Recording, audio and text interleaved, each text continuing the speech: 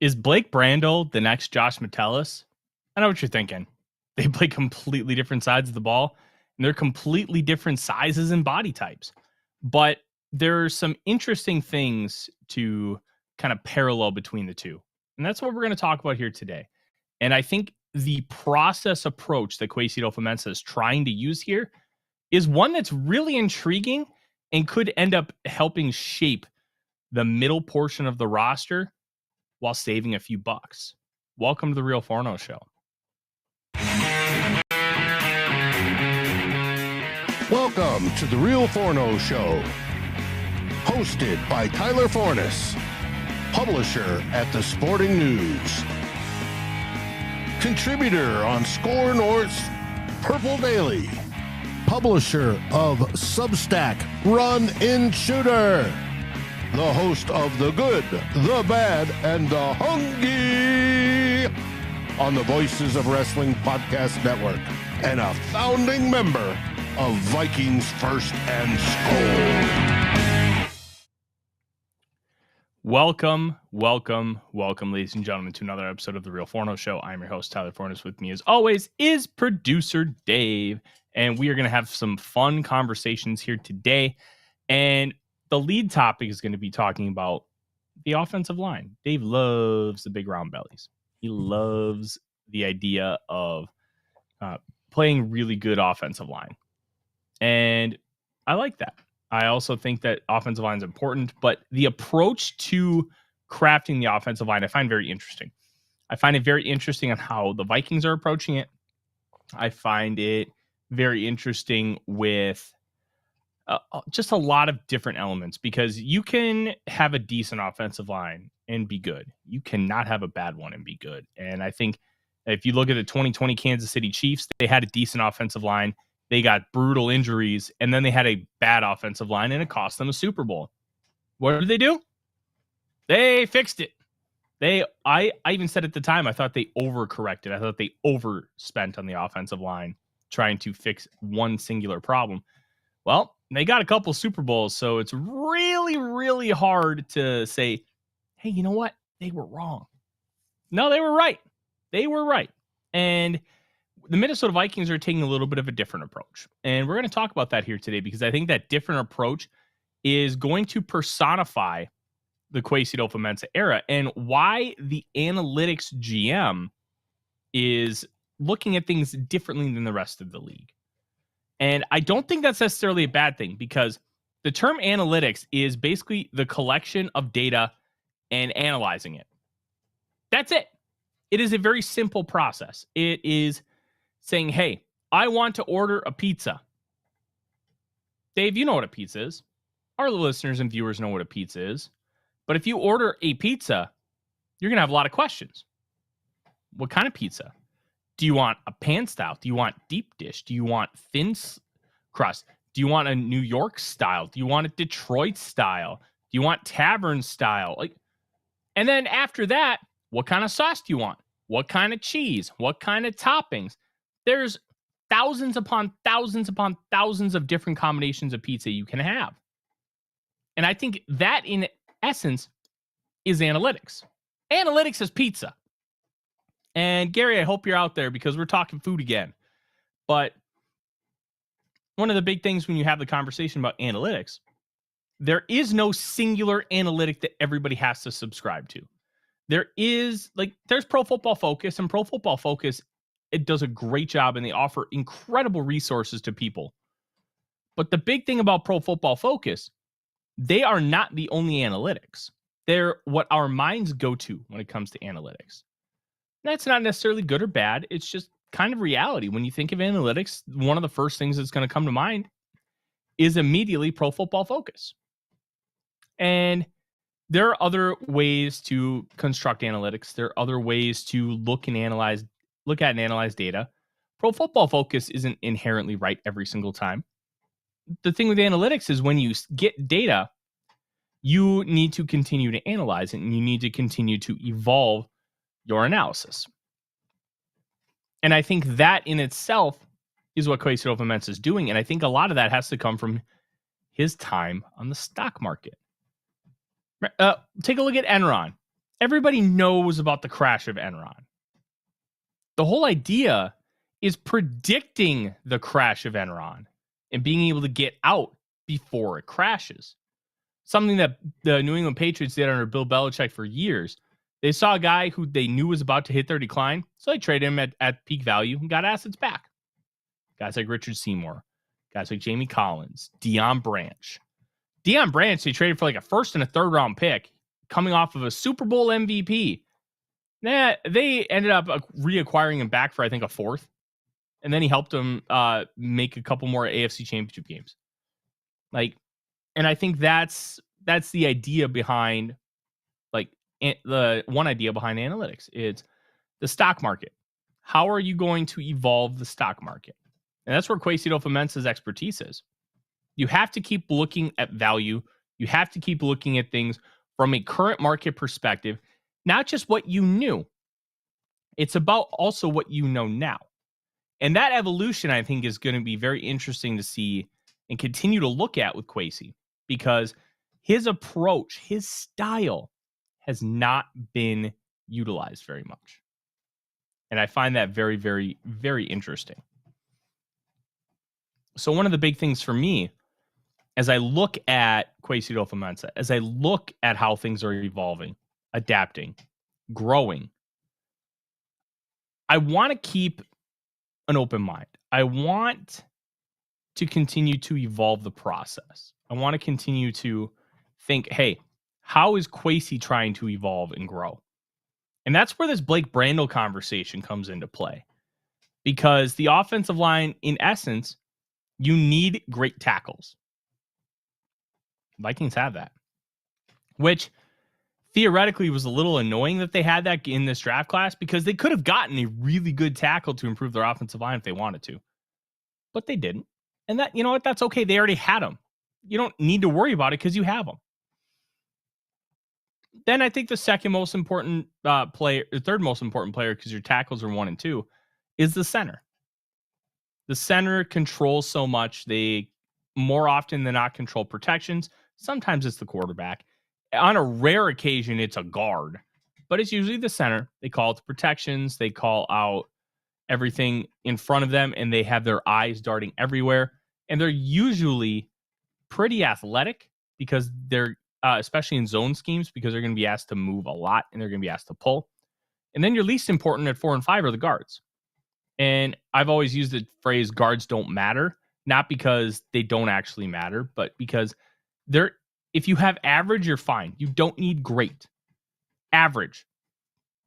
Especially if you have the positions of tackle and center nailed down. You don't need great guards. If you have good, you are completely capable. And in the salary cap era, you have to find places to trim salary.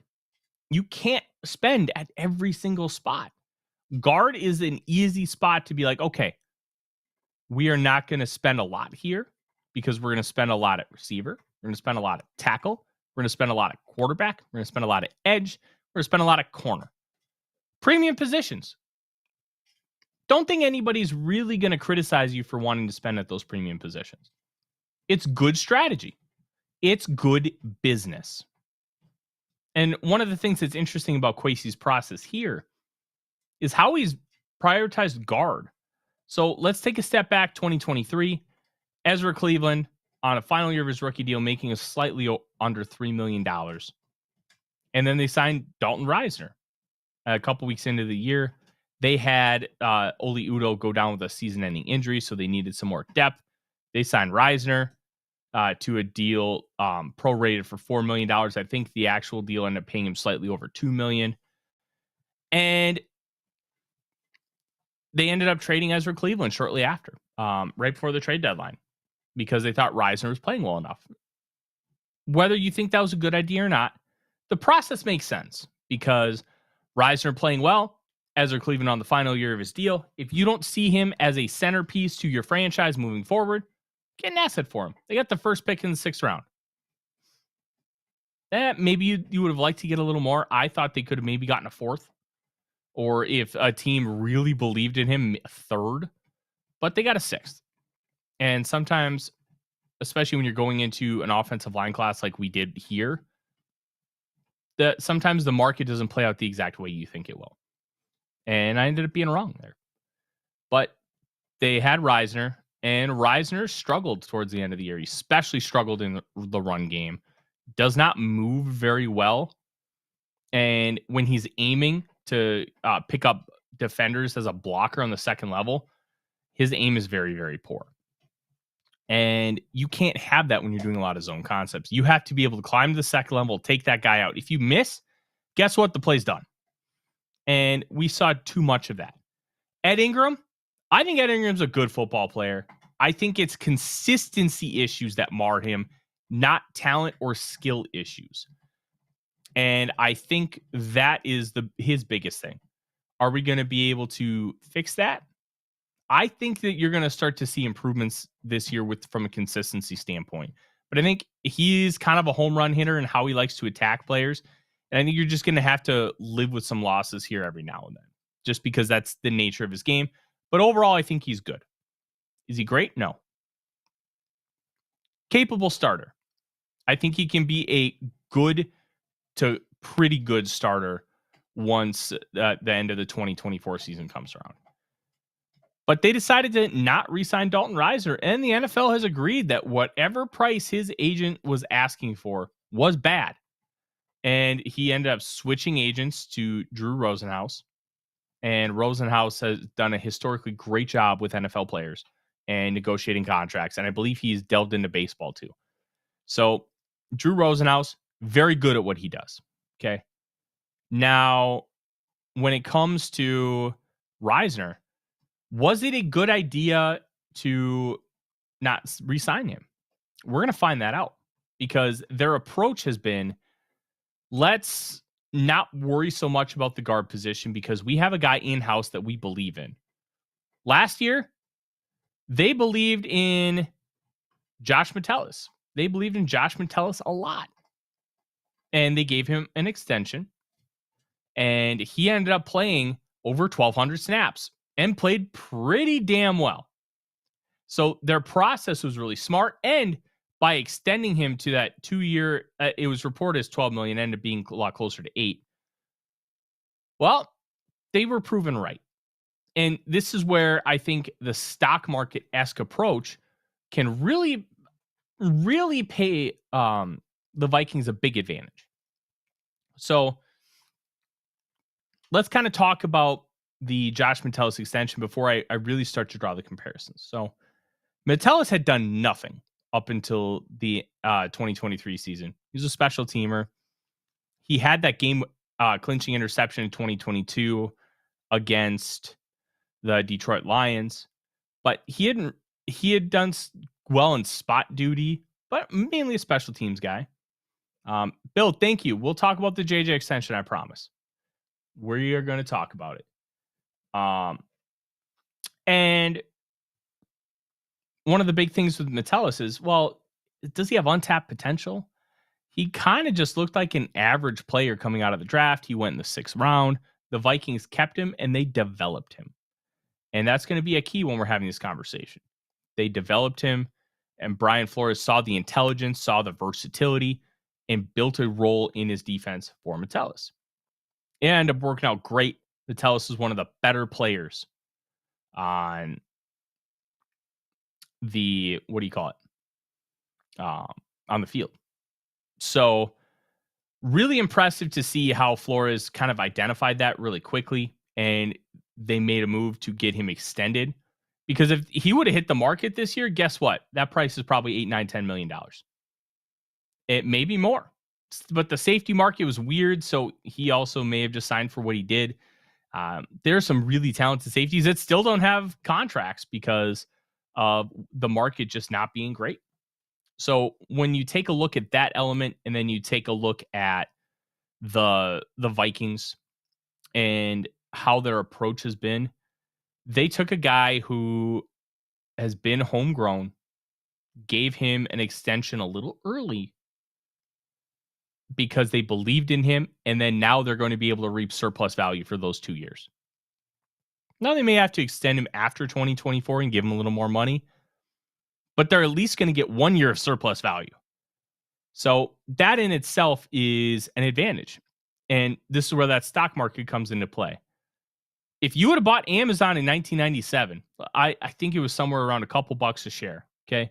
If you would have bought 200,000 shares of Amazon at $400,000, Dave, you would be a multi-millionaire, maybe even close to a billionaire if you would have done that. And one of the things is you can only go off projections. You can only go off of what you see and what you know.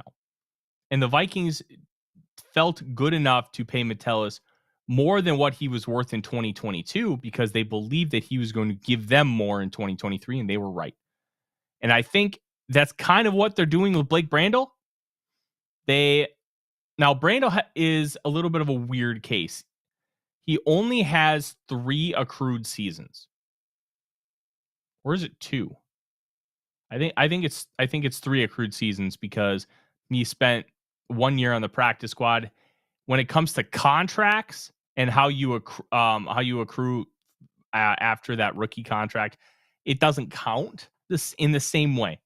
So he was an exclusive rights free agent after 2022, signed the $965,000 contract, and then he was a restricted free agent this year. Well, instead of offering him a tender, they offered him a 3-year deal worth up to $9.5 million, and some of that's based on playing time. $3.5 million is incredibly cheap for a starting guard, as the starting guard market, if you're a capable enough starter, it's around $9 million. And I think that's what Dalton Risner was asking for. I don't have anything sourced on that, but he said publicly, I want starting level money.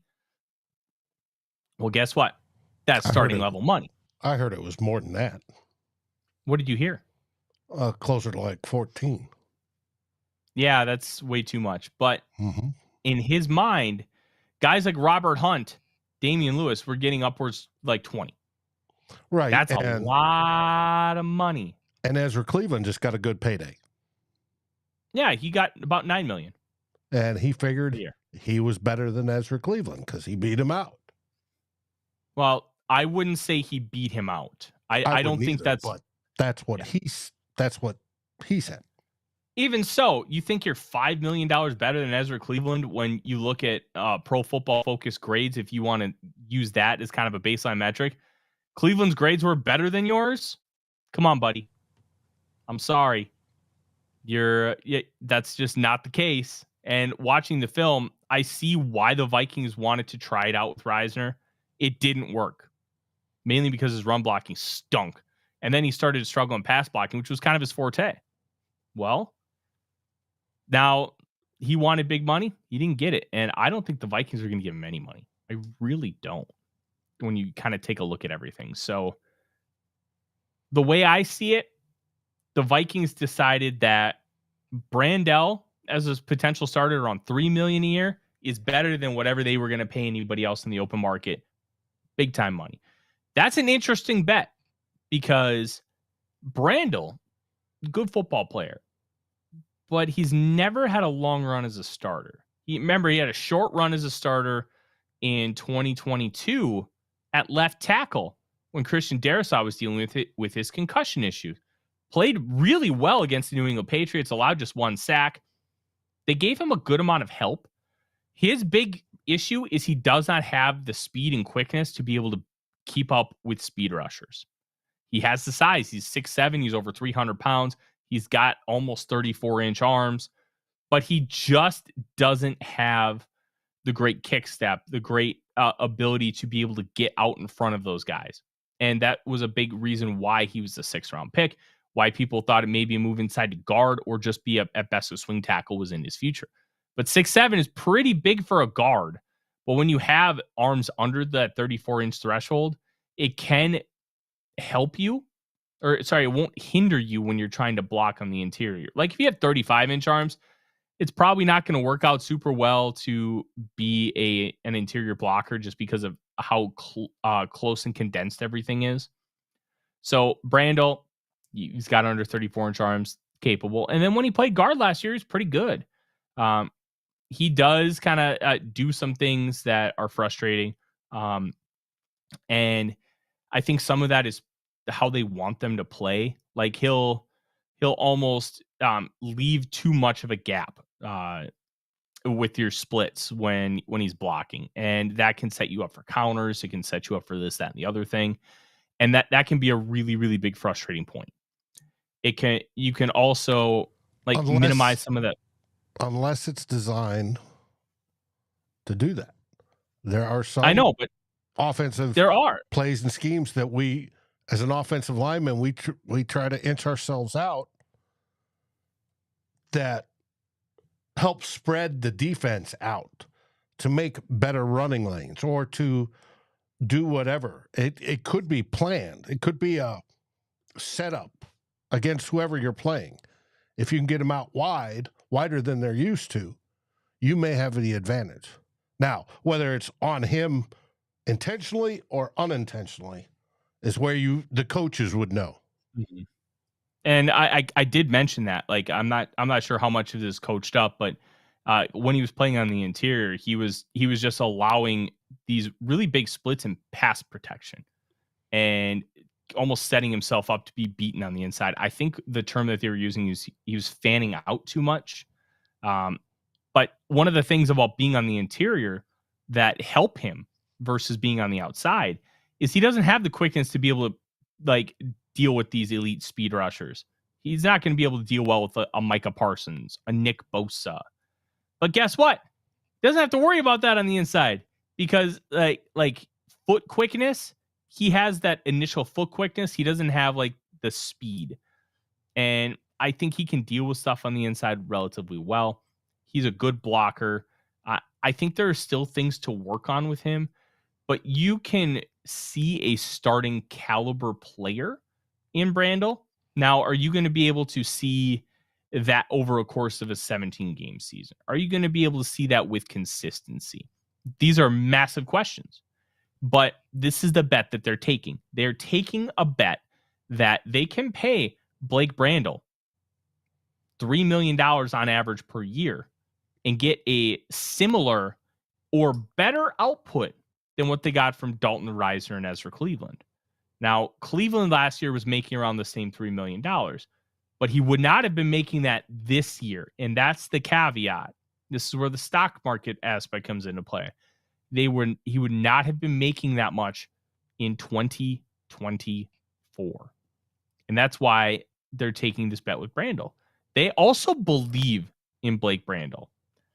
Wes Phillips was talking about it, and I'm going to pull up the quote here because I think the quote itself is interesting, Dave, because of he was the only first team left guard.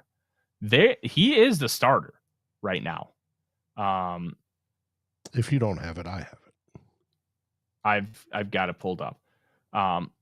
Wes Phillips spoke to the media yesterday after OTAs. I'm really excited about Blake, Phillips said. If I feel like he gets bigger every time I see him, he's just a massive man on the inside. He's in great shape. He's always been coachable. You talk about technique, fundamentals, footwork, hand placement, all the things that are critical for the O-line. One false step from an O-lineman could be catastrophe. It's been very encouraging so far with him stepping into that starting spot on the left there, and I think it'll only grow from there. The more experience and more reps he gets, he's been a guy that any time he gets put in a game at several positions, he has come through for us. We haven't forgotten that. I think he's earned this opportunity. Very interesting on a couple levels with this quote, okay? We haven't forgotten that he's helped us out in big spots, and we think he's earned this opportunity. That's evident. Gary, I knew I could count on you for food. I saw that you asked me questions about food. I actually have no idea what I'm making tonight, but it's some chicken mushroom pasta, I think. I don't know. The wife sent it to me. It looks good. But also this part of the quote, it's been very, sorry, let me find it. He's been a guy that anytime he gets put in the game at several positions has come through for us. Dave, who does that sound like? I don't know who you're referring to. Josh Metellus. Yes. This is where you have another parallel between the two. There was some talk that Blake Brandel might get work at center. I think last year during training camp, they had him doing snaps. So he's got theoretically experience at all 5 spots. So he is your jack of all trades, and you need at least one of those, hopefully 2, in every offensive line room. And But I Brandel think- is that guy. Yeah, we agree he's the sixth man. Where I think differs this season is I think the team, be it Wes Phillips, be it the O-line coach, etc., think he's at that precipice of taking that next step to becoming a rock solid starter. And I would put him with Ed Ingram, talent-wise. And if they both take that next step and become rock solid, this is going to be a very potent offense. Yeah.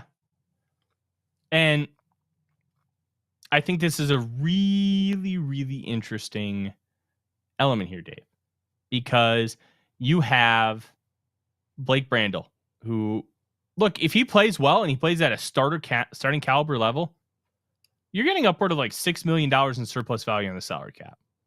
If he plays at a backup level, high-end backup level, you may still get a little bit of surplus value.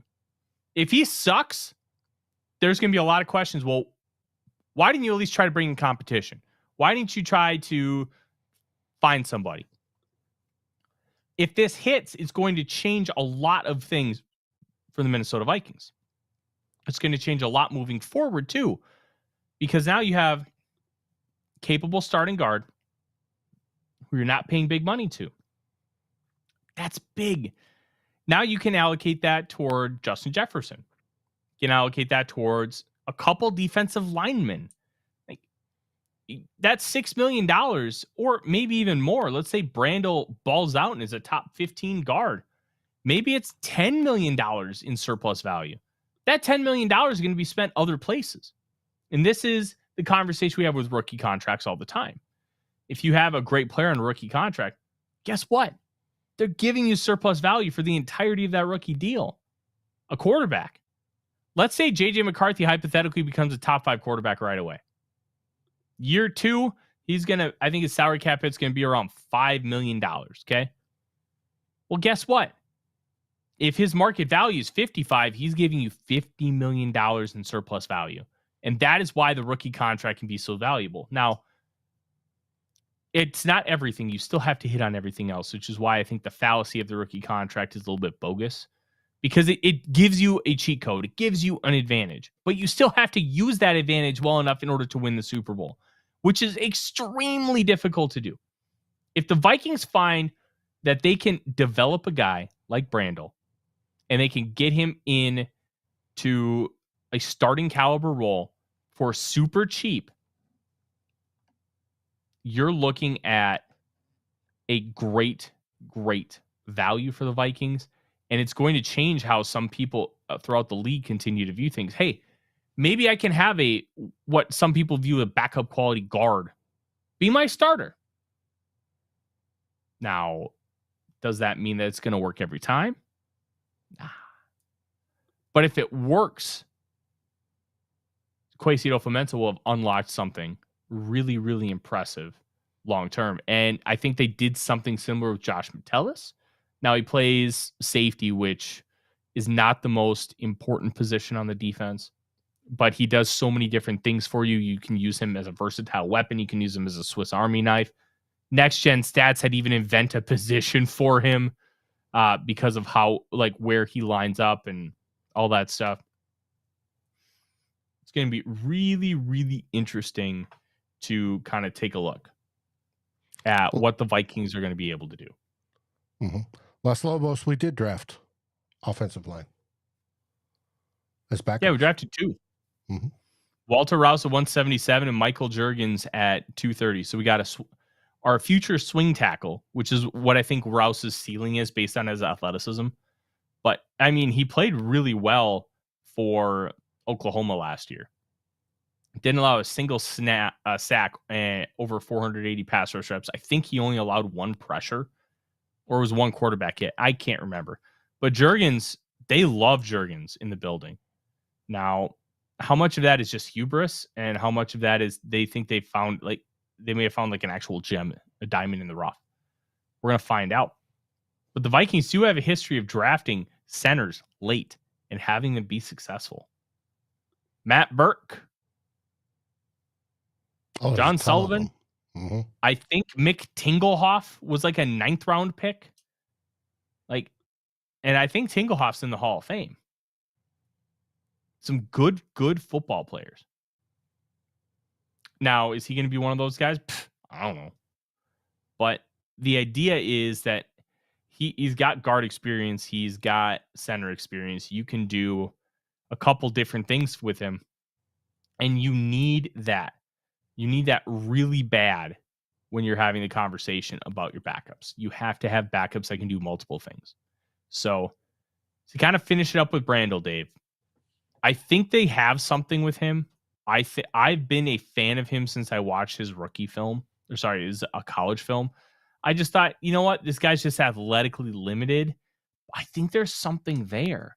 And because there's something there, I think you can do something with it. And I'm really excited to see him get the chance.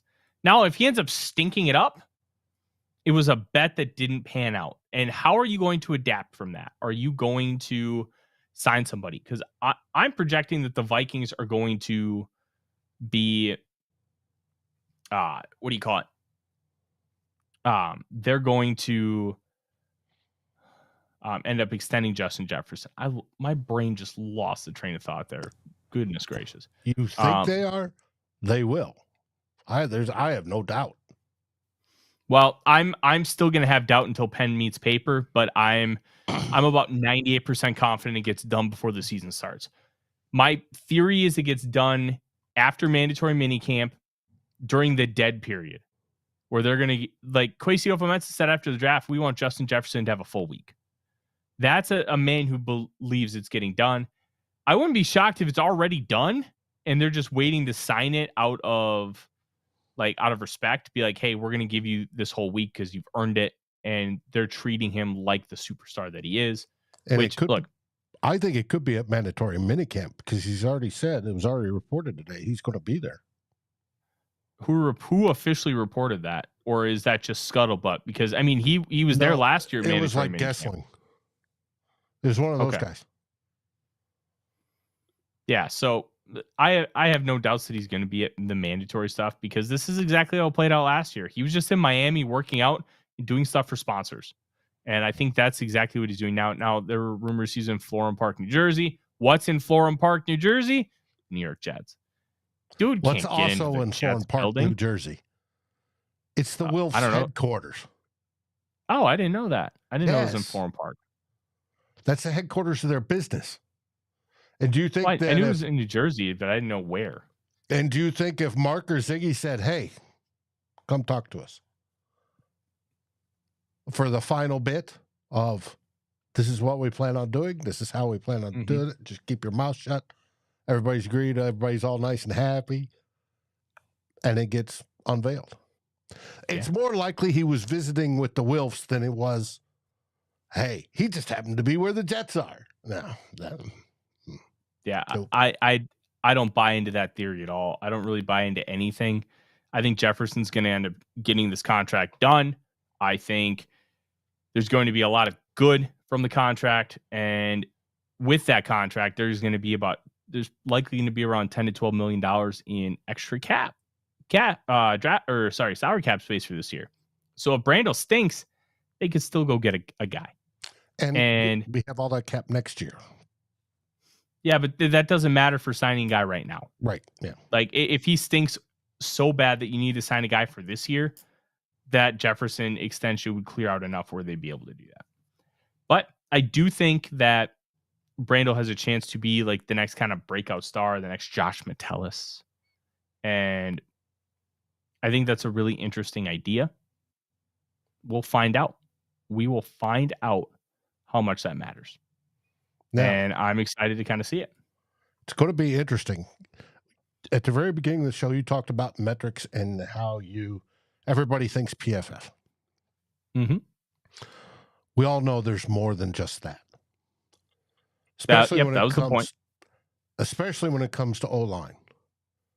How PFF evaluates each individual player and each individual play. Mm-hmm. But an O-line is generally a composite of all 5 players doing what they need to do. And Mm-hmm. different people grade or evaluate things differently. Analytics is finding metrics, which are points to measure, finding the right ones, because a lot of times you'll find a whole bunch, you'll do a whole bunch of metrics and find out this was absolutely useless. You didn't need them, but find the right ones and then put it all together to gather information. There was, over on Vikings Wire, your former haunt, they took Football Guys, FTN Fantasies, which is the DVOA, and Pro Football Network's composite O-line predictions for the 2024 season, and they averaged them together. And do you know what the result was for the Minnesota Vikings offensive line? What they're projected to be? No. The 11th overall offensive line. How much of that is weighted towards the tackles? Well, that's a good part of that is the tackles.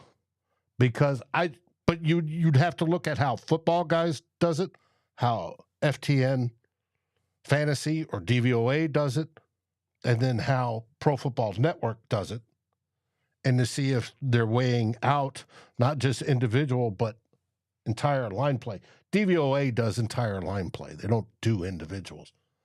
And the tackles, obviously, are our anchors. That's what helps push it over.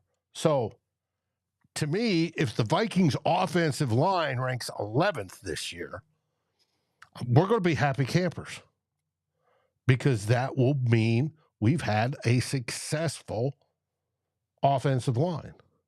And that's going to help whoever's at quarterback, whether it be Sam or whether it be JJ or whoever.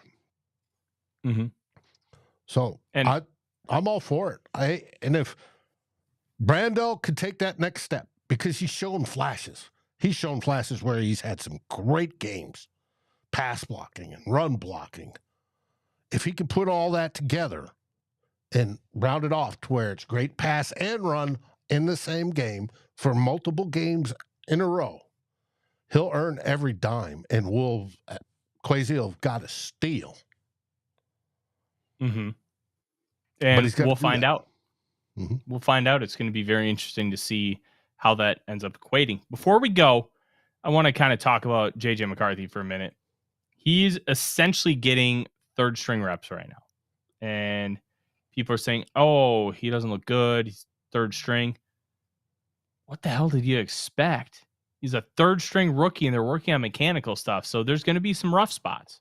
Then Wes Phillips even talked about how they're changing the way he stands in shotgun. Yeah, they want his left foot forward. And everybody lines up in shotgun a little differently. Some guys prefer just be like flat-footed. Some guys prefer to have the right foot forward. It all depends on your coaching and what you're comfortable with. So the Vikings are going to be working on some mechanical stuff to fix. That's what training camp and OTAs are going to be for, is fixing that kind of stuff. And then we'll figure out how when he's ready in time. But what the hell are you supposed to do? Like, he's probably your third best quarterback right now, behind Mullins and Darnold. What are you going to just put him at 2? No. Rookies need to earn their place. They need to earn their reps. Now, he's going to get some just by the fact that he was the 10th overall pick.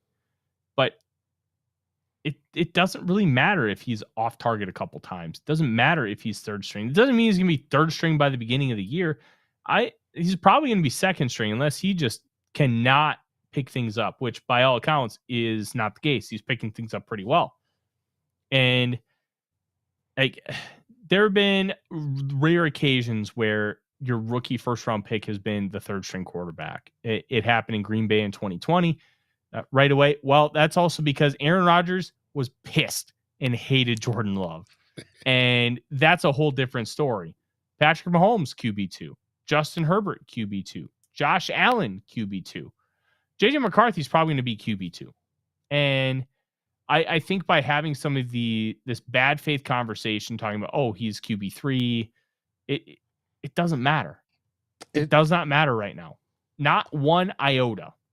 Right now, they're focusing on getting him reps with the proper footwork and proper things they want him to do. They're building muscle memory. So that's the goal at that point. Just here, left foot forward. Now push off the left foot. All right.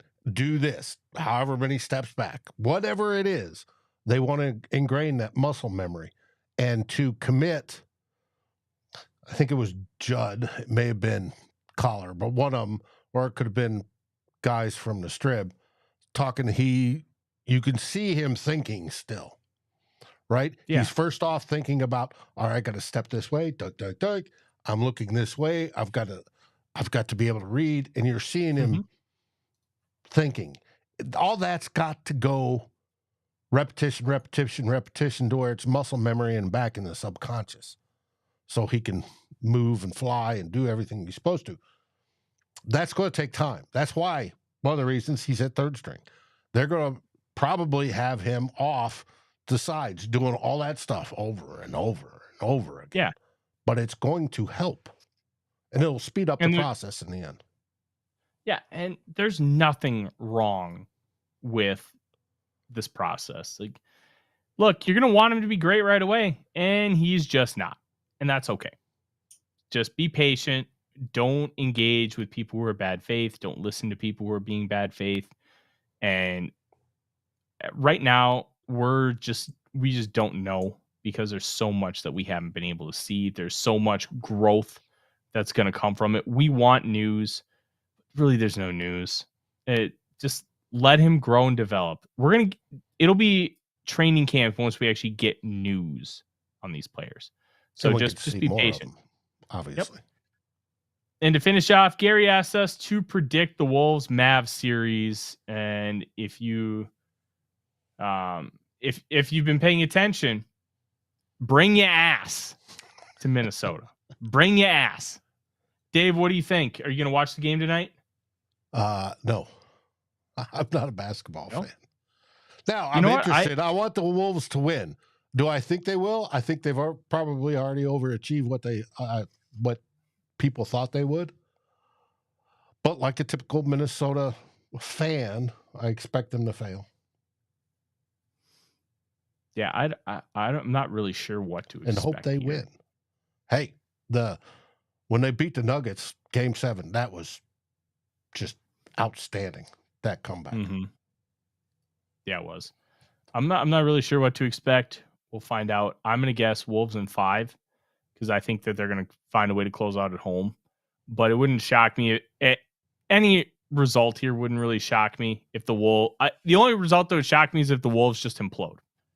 I don't think that they're built like that. I think their leadership is too good to let that happen. I think the talent is too good, especially on the defensive side of the ball. The only way I think an implosion makes sense is if like Anthony and Carl get hurt. That's about it. I think Wolves in 5. Wife and I scored tickets to Game 2. Really, really excited about that. It'll be my first playoff game of any variety since I went to see Game 4 of the ALDS in 2002. Eric Milton threw 8 and a third or 8 2/3 innings in like a 13-2 win. I may be a little wrong on the score, but who cares? They won big, and it was a fun as hell game. So that is the show tonight. We may have one next week. We may not. My wife's birthday is on Wednesday. There will not be a live show on Wednesday. I guarantee you that. But we will try to have something out for you. And if something comes up, we'll make sure that we get that too. And don't forget, 2 Old Bloggers this Sunday, 4:05 Central Time. You won't want to miss it. And Gary, I'm making chicken tetrazzini tonight, I guess is what it's called. Chicken tetrazzini. We'll find out if it's good. I don't know. It looked good on the picture, but then I found out I have to bake it for 40 minutes. I'm like, if it's fully cooked, why? To bring it up to temperature, congeal the cheese. I don't know. Whatever. We'll find out. In the meantime, thank you guys very much. I'm Tyler. He's Dave. SKOL Vikings. SKOL Vikings.